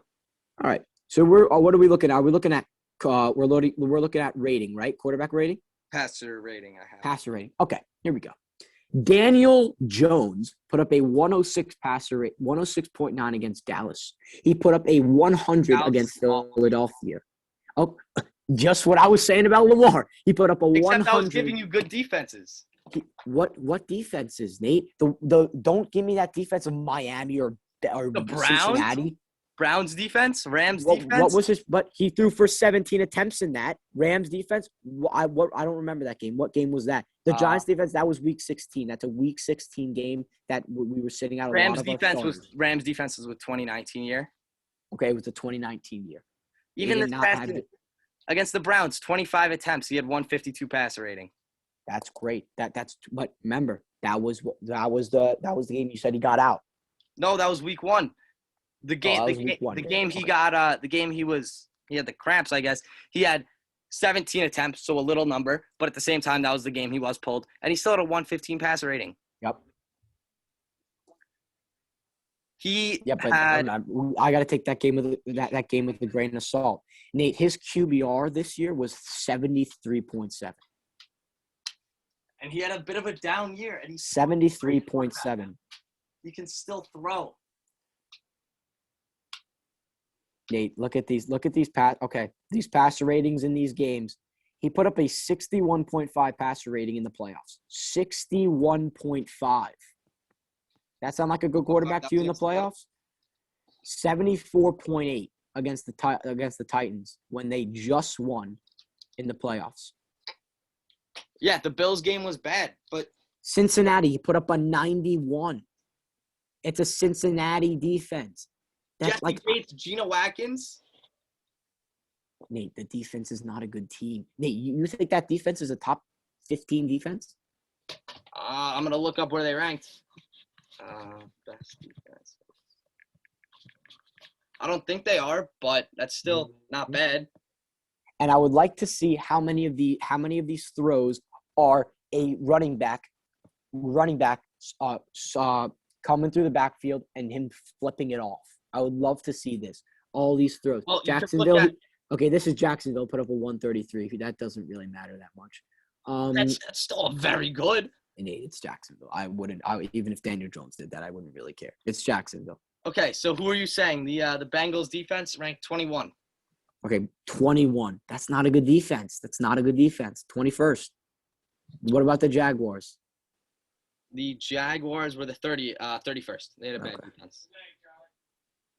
Yep. So who else do you want? What other games? We're gonna have to do a separate thing on this because this is gonna be we gotta get our things together. When we talk about Lamar Jackson, me and you have very different takes. I don't think he's good. You think he's good. I think he's a top 6 QB. It's top 6.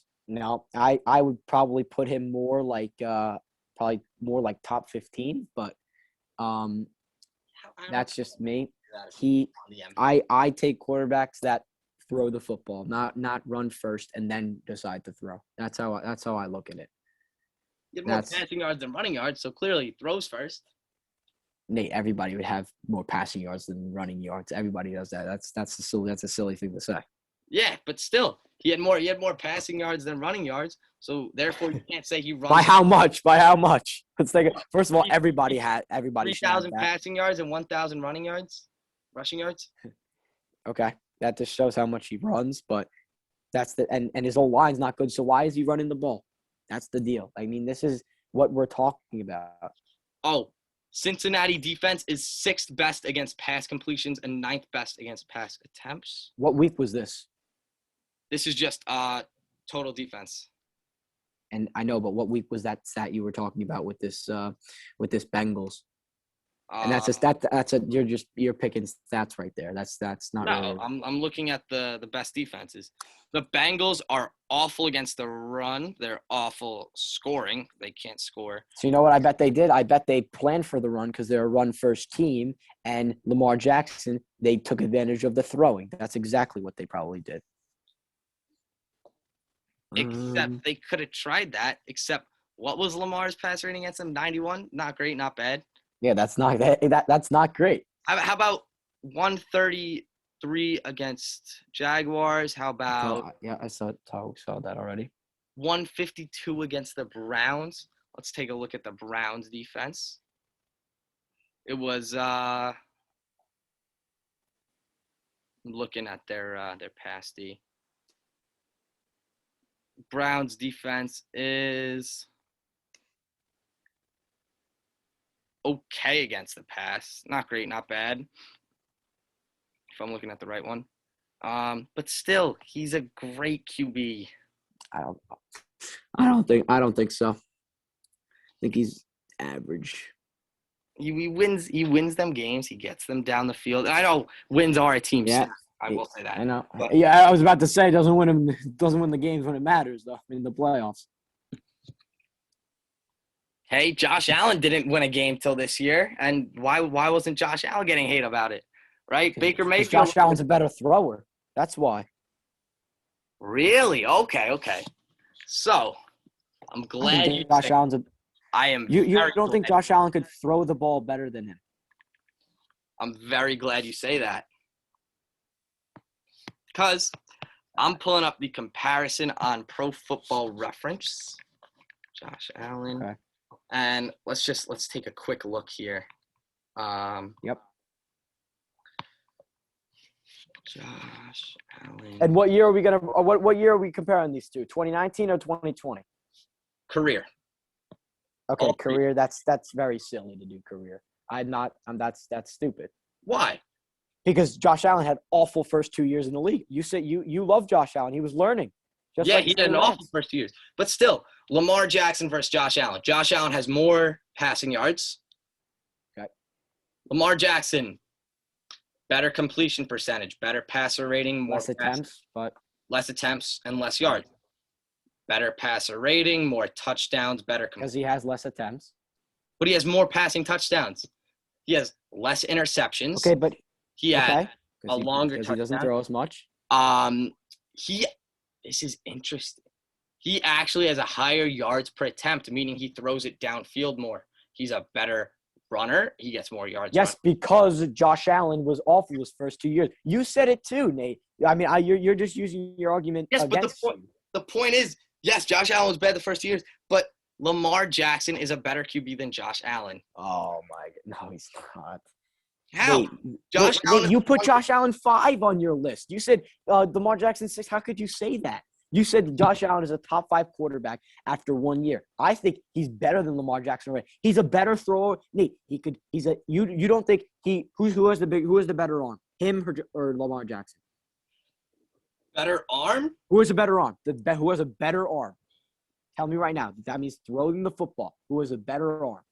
Stats say Lamar Jackson. I'm going to say Josh Allen has a strong arm. Exactly. But still. The reason why stats say Lamar Jackson is because Josh Allen had an awful first 2 years in the league with an awful team. Lamar Jackson, meanwhile, came into a great situation. If it was a great situation, how come Joe Flacco wasn't winning them games and Lamar Jackson stepped in and won them games? Lamar Jackson came in 2019. It was built for him. They drafted the quarterback because of him. He played partially in 2018. And he said he wasn't good. He wasn't that good. That's why. I'm pulling up his years in 2018. Yeah, 2018. I remember he got crushed in the playoffs when they played him. I don't even know why they did that. That was stupid. 2018. I'm trying to compare just 2018. Yep. Show criteria. Okay, there we go. 2018 to 20. Get results. Lamar Jackson, he played 6, right? He suited up for 16 games. He was 6-1 as a starter. Okay. What teams he versed? What teams? I can't find that. Hang on. I don't know. I'm gonna try and get the game logs. That's all right. All right. So you said he was 6-1 as a starter. Yep. 6-1 as a starter, and I do believe, while yes, wins are a team stat, I think this is the only case where you can use wins as a QB stat, only because I'm comparing him to Joe Flacco, not to the rest of the QBs. Joe Flacco was not winning them games. Lamar Jackson was winning them games. What was Joe Flacco's record?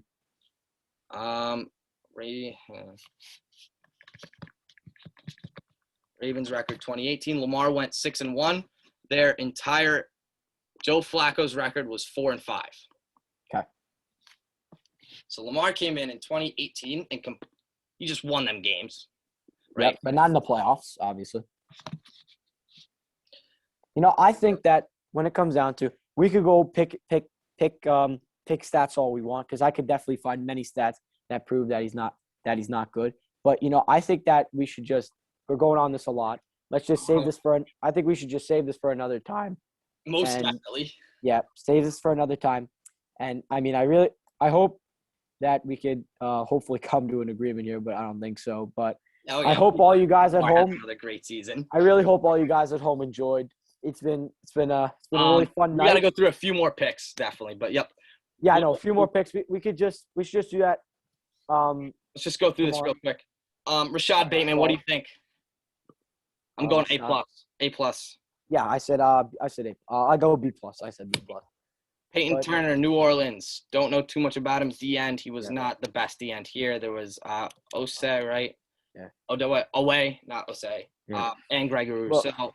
The thing, I like this pick. What do you say? We got to go through these quick. Don't know too much about him. I can't really grade it. I'm going to be honest. I'm going to go B. Just regular B. Number 29. He's on its last legs here. 29, Eric Stokes. This pick is awful. He was, in my opinion, we could go. Yep. Awful. Yep. I go C minus. Yeah, C minus, D plus. You got to convince 30. Aaron Rodgers to stay here. 30, Gregory Rousseau. Yep. While I don't love Rousseau as a player, I do think the value here was there. This is good value for him, and the Bills needed it, if we're being honest. That's it's a B. Yep. I said C plus. Away. Yep. This pick's fine. I guess it's to replace Ngakoue and Judon, so I can't say too much. Yep. I don't know what ridiculous. And the last one. Yep. And the last one we had Tryon. The outside linebacker. Tryon. I don't know. Yeah, we don't know too much about him, but I think that it was a solid draft, first round. Yeah. And I will say I do think the teams that had the best draft, I do think the Browns had one of the better drafts. The Ravens had one of the better drafts. And honestly, I don't know how I'm saying this, and I can't believe I'm saying this, but the Lions had a good draft. I don't know how they had a good draft, or I do know how they had a good draft, but this is –